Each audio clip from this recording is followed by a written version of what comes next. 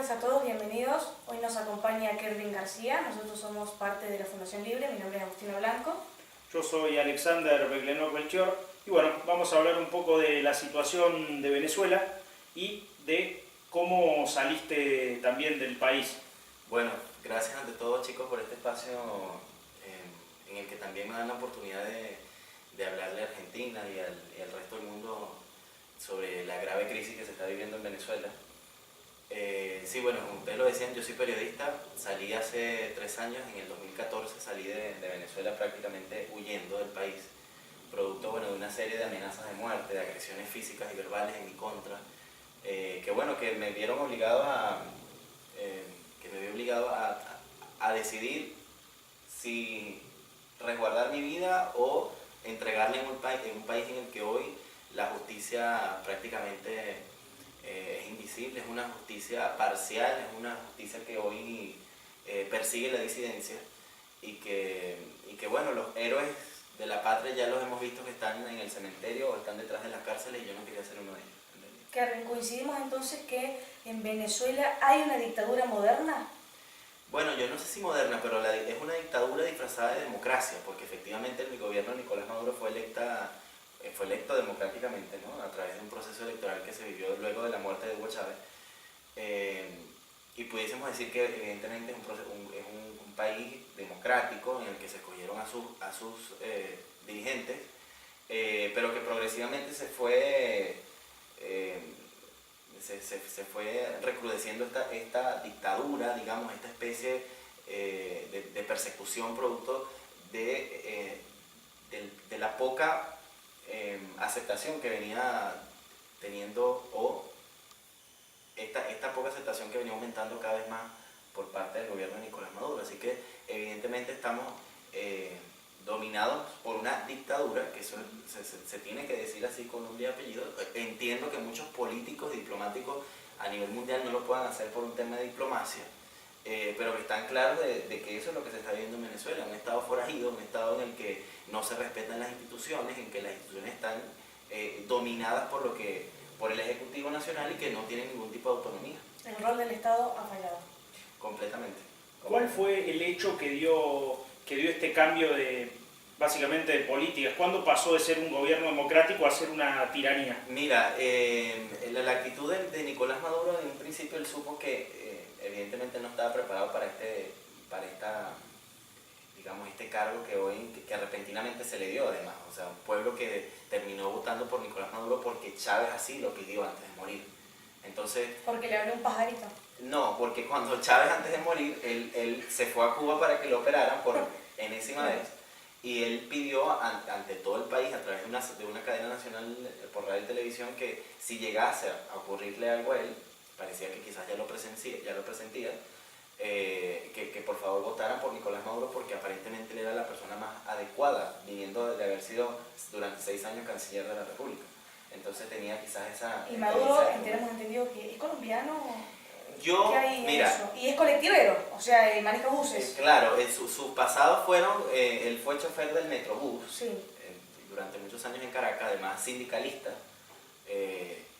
y hay un tema muy confuso con este tema de la nacionalidad de él.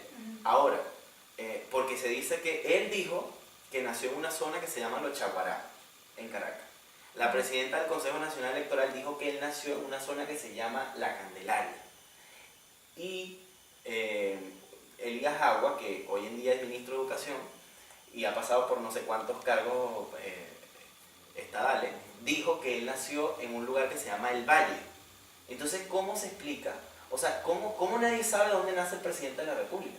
Bueno, aquí sucede algo parecido con Cristina Kirchner en lo que respecta al título de abogada, ¿no? Algunos dicen que no es abogada, otros dicen que sí. Bueno, vamos, nadie sabe exactamente si es o no es abogada, lo cual implicaría bastante, digamos. Claro, no, por supuesto. No es un dato menor. Claro, y el tema de la nacionalidad, más importante aún, porque la Constitución, bueno, quizás es de cualquier país que impide que una persona que no sea nativo del país pues ejerza un cargo como este. Yo estoy casi seguro, yo no digo seguro porque no tengo yo las pruebas en mi mano, pero yo estoy casi seguro que que se ha dicho además que han diputados de la Asamblea Nacional electa democráticamente, no esta Asamblea Nacional Constituyente que intenta cambiar la Constitución a su pinta.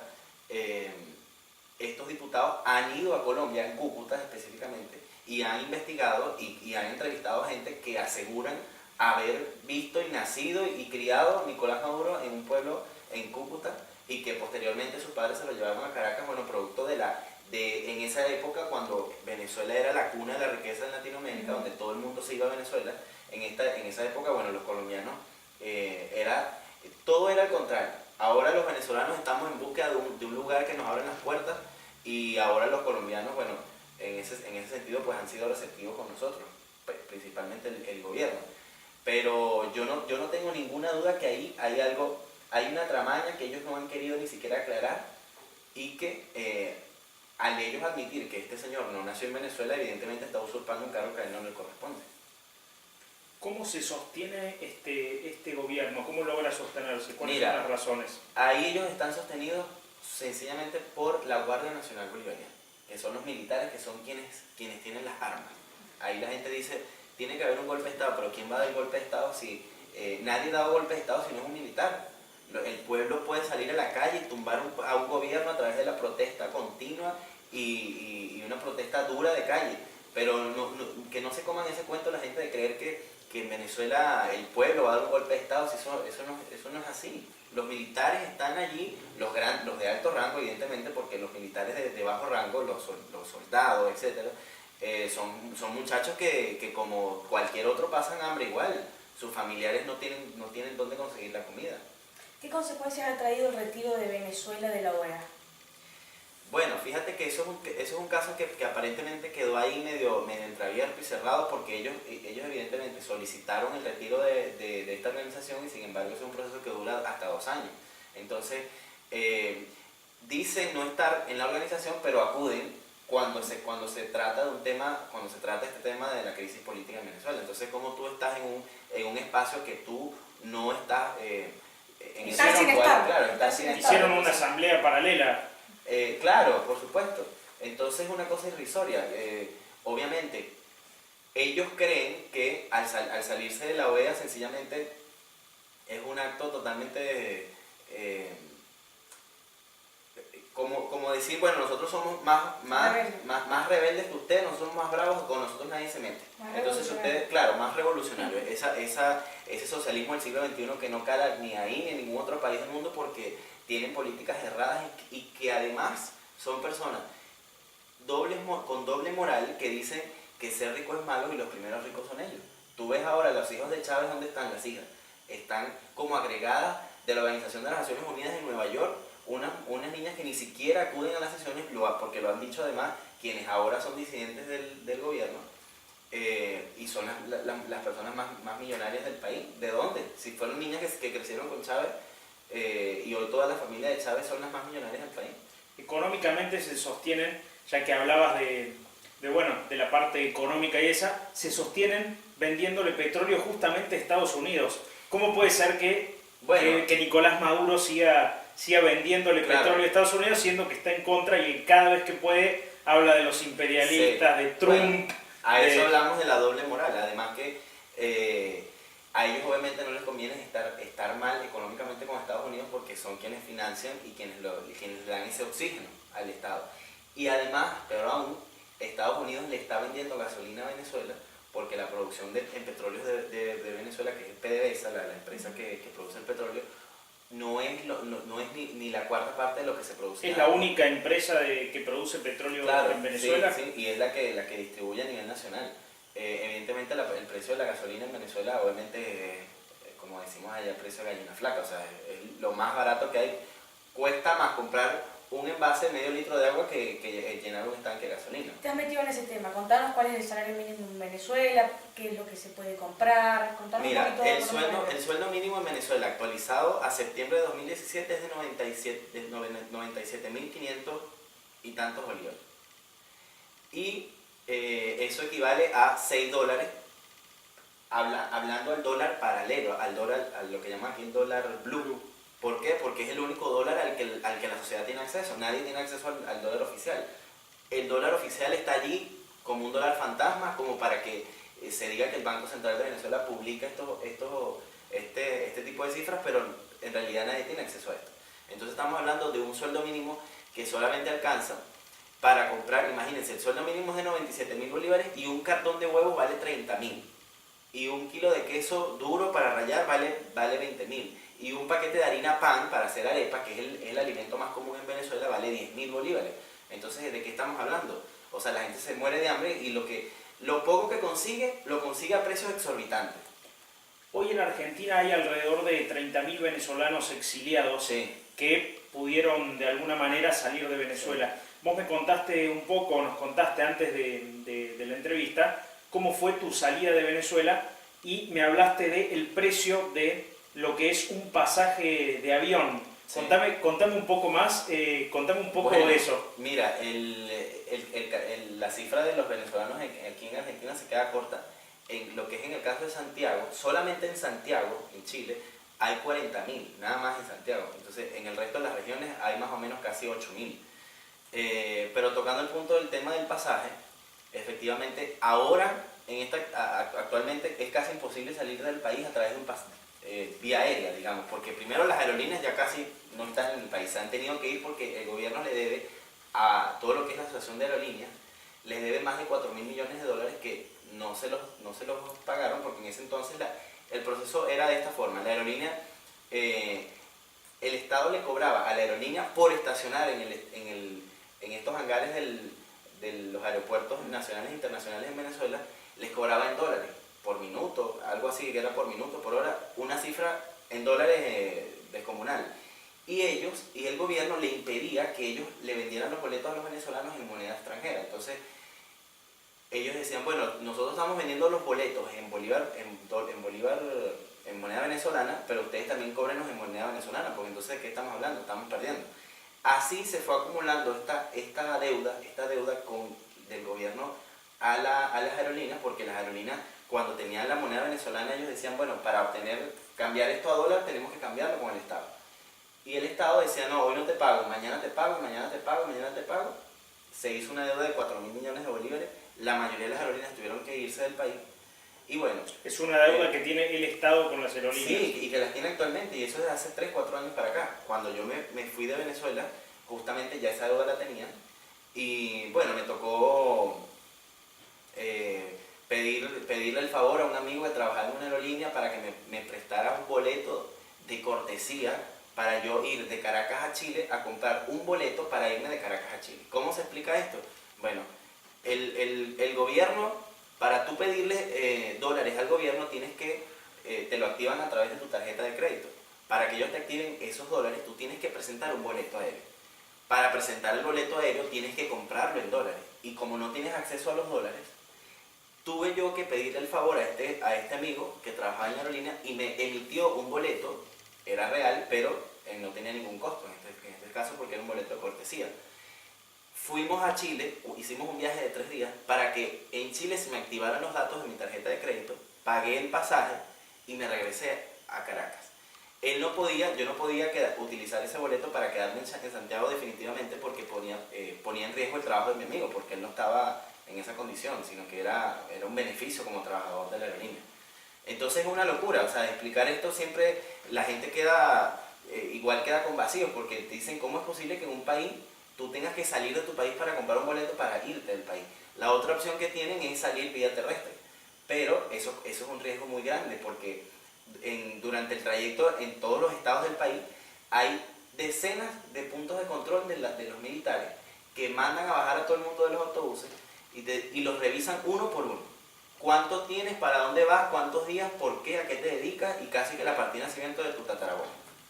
O sea, te preguntan hasta el mínimo detalle para quitarte lo que menos tengas, y entonces eso es un riesgo que corren todas las personas. Sin embargo, lo están corriendo y lo están haciendo. La gente se está yendo lo que llaman la Ruta de las Américas, que sale desde diversas partes del país, pasa por Colombia, Ecuador, Perú, Argentina, Chile, y bueno, el que se quede en tal país, bueno, se baja y sigue. Creo que la Ruta de las Américas llega hasta Chile y por ende, bueno, es el último destino. Como te digo, hoy en día, diariamente, según una entrevista que nosotros hicimos al director nacional de extranjería e inmigración en Chile, diariamente llegan por lo menos 50, 60 venezolanos diariamente a través del aeropuerto internacional. Imagínate a través de las fronteras vía terrestre, esto es un exilio masivo de los venezolanos que hoy en día nosotros nunca hemos estado acostumbrados a ser inmigrantes. En Venezuela más bien era todo lo contrario. Recibíamos a todo aquel que, bueno, durante la época dorada, lo que llaman, se iba a Venezuela por diversas razones. En el caso de Argentina, ¿cuántos argentinos no se fueron a Venezuela en la época de la dictadura aquí? ¿Cuántos europeos? Yo vengo de una familia europea porque mi abuelo es italiano y llegó a Venezuela en la época de la Segunda Guerra Mundial. Y bueno, mi abuelo hizo vida allá y somos, ¿sabes? Tenemos esa raíz. Pero los venezolanos no. Uno ve a un venezolano en la calle y uno se alegra. ¿Me entiendes? Porque nosotros no estamos acostumbrados a migrar. Entonces nos cuesta más porque además salimos con profesiones. Yo he visto médicos lavando platos en otro país.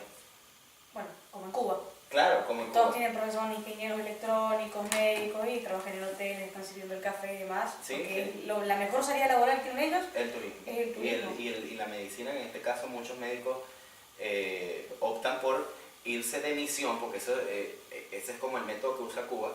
Tú eres médico, ok, tú me vas a servir de misión, te vamos a mandar a tal país. El médico que está, en lo que el cubano ya llega a otro país, mira, lo que llaman ellos abandono de misión, abandonan esa misión y se olvidan de regresar a Cuba. ¿Me entiendes? Solo que, bueno, tienen el riesgo de no volver a entrar, porque así funciona la dictadura. ¿Qué es lo que ha cambiado en estos 18 años de chavismo a nivel cultural? Bueno, que hoy en día la gente odia más. O mejor dicho, hay un odio generalizado contra el que piensa distinto.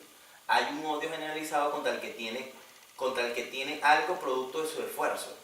Chávez inculcó a toda la sociedad venezolana, les inculcó a la gente que ser rico es malo, pero a ver, él decía, y lo dice en cadena nacional, pueden buscar eso en YouTube, si tienes un carro, si tú tienes un auto o dos autos, ¿qué haces con dos autos? Uno tienes que entregarlo al Estado, o tienes que venderlo, no puedes tener dos autos. Y si tienes dos casas, tienes que vender una o dársela a las personas que no tengan. O sea, ¿de qué hablamos? O sea, si yo trabajé 30 años durante toda mi vida y a mí me dio la gana de comprarme dos casas, ¿por qué yo no la puedo tener?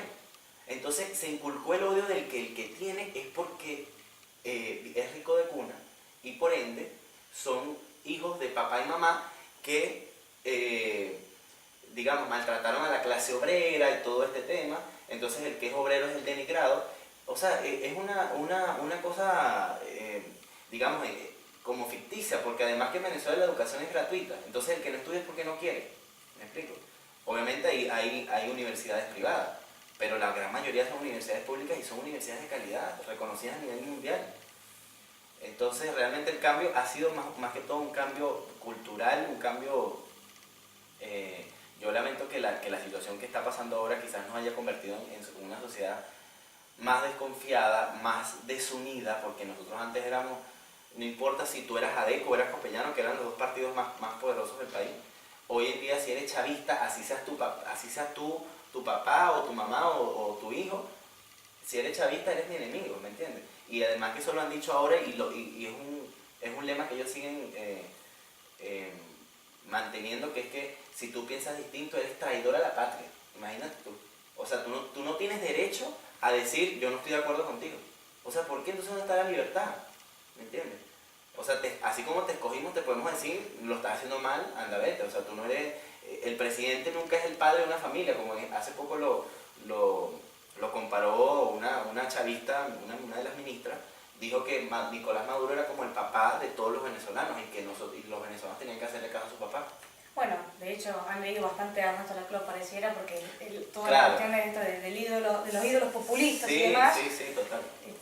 bueno, hace referencia a esto y lo mismo pasaba en Argentina, con el que piensa distinto, caes en la grieta, eres un vendepatria, Sí, el peronismo le dice gorila sí. al que está en contra. Esa es la forma de referirse al que piensa distinto a ellos. El otro día estábamos en comunicación también con un colega nuestro, pero de Venezuela, se llama Vladimir Kislinger y fue el director de la Escuela de Comunicación, Andrés Bello, de Venezuela. Sí. Y lo contactamos para nuestro programa de radio y yo le pregunté, me acuerdo, que por qué se seguía manteniendo Maduro en el poder, y él me contestó que estaba relacionado con una cuestión de narcotraficante. Sí. ¿Cuál es tu postura a este respecto y qué podés agregar a esta declaración? Mira, ¿por qué se mantiene él todavía? Porque ellos saben que lo único que le toca, si ellos se levantan de esa silla, es la cárcel. Ellos están siendo perseguidos por delitos de lesa humanidad que no prescriben. Entonces, yo lo explicaba hace poco en una charla que di en una universidad, que es como que si tú estás sentado en una silla y si a ti te dicen si tú te levantas vas preso, por darte el ejemplo más sencillo, tú no te vas a levantar de la silla porque tú obviamente vas a defender tus intereses y es un tema quizás entendible a nivel humano, o sea, tú no vas a querer el mal para ti mismo.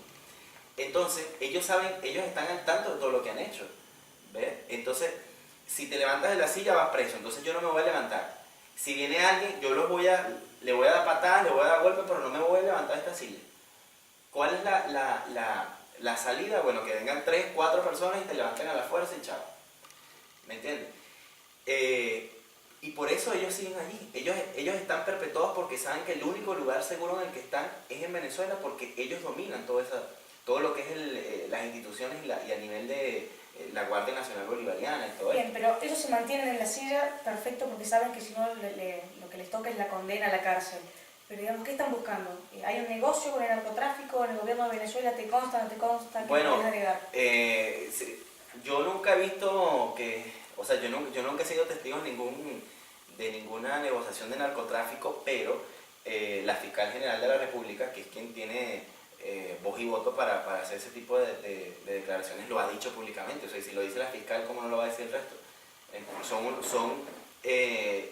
Esta persona de Nicolás Maduro, Diosdado Cabello y toda esta gente han sido líderes de carteles, el cartel de los soles, que es este cartel de ex militares activos y no activos de diversos países que dominan el narcotráfico a nivel latinoamericano, y que además está el caso de los dos sobrinos de Cilia Flores, que es la esposa de Nicolás Maduro, que hoy están siendo juzgados en Nueva York por narcotráfico. O sea, ¿de qué estamos hablando? O sea, obviamente que hay un caso de narcotráfico allí y que ellos saben que están metidos hasta en la médula, que la única forma de salvarse es a través de la mano dura que han interpuesto en Venezuela desde los últimos años, o sea, 3 años hace acá, que bueno, que ellos no van a dejar que nadie se rebele en contra de esto, porque obviamente a ellos no les conviene. Hace poco le prohibieron la salida del país a Lilian Tintori, que es la esposa de Leopoldo López. Ahora está exiliada en Estados Unidos. Claro, entonces, no, pero ella regresó a Venezuela y ahora hace unos días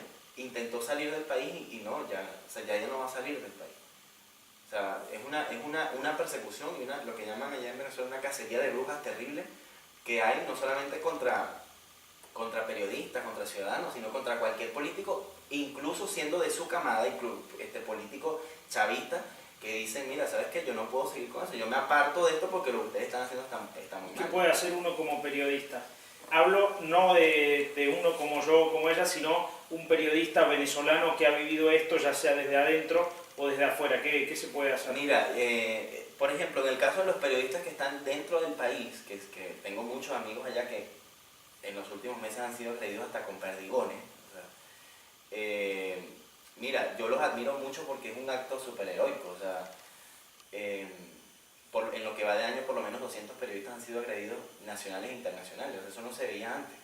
A los periodistas se respetaba, ¿me entiendes? O sea, era la labor de la prensa, independientemente de la línea editorial que tuviese la representación de este medio.